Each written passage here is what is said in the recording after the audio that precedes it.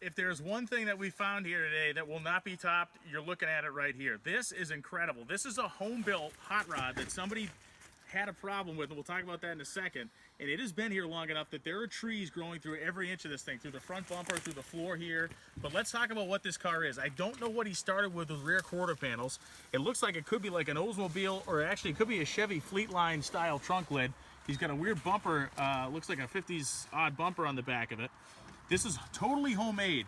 You can see this cowl behind the cowling area behind the seats here. These are, we talk about guys putting these repop bomber seats in. That is a real bomber seat right there, or what's left of one. Now, it had wooden floorboards in it. It had an old Ford, that's an old, man, that is an ancient single pot Ford master cylinder under the floor.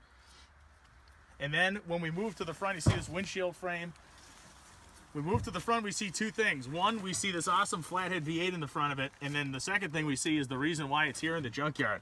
That carburetor is melted. The back of this intake manifold, or rather the back of the, anything aluminum on this engine has been melted to a crisp. You can see there was some sort of an electrical fire here, and this guy decided, like probably a lot of us would after spending a lot of time on building this car, maybe it was the second owner, that it burned up and he essentially gave it away for scrap price, which at the time this happened, which had to have been many decades ago, was probably not very much money.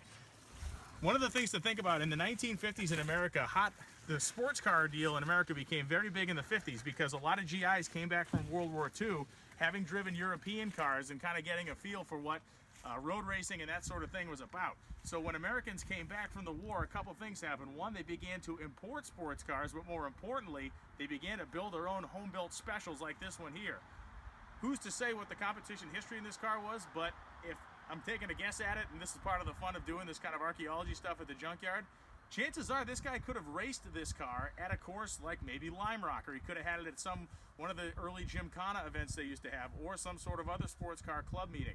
This thing was obviously built to be a hot rod and to be some sort of a European styled or influenced machine, and it is amazing to find this thing sitting here resting like it's been for decades. This is obviously the coolest thing we'll ever find in this place.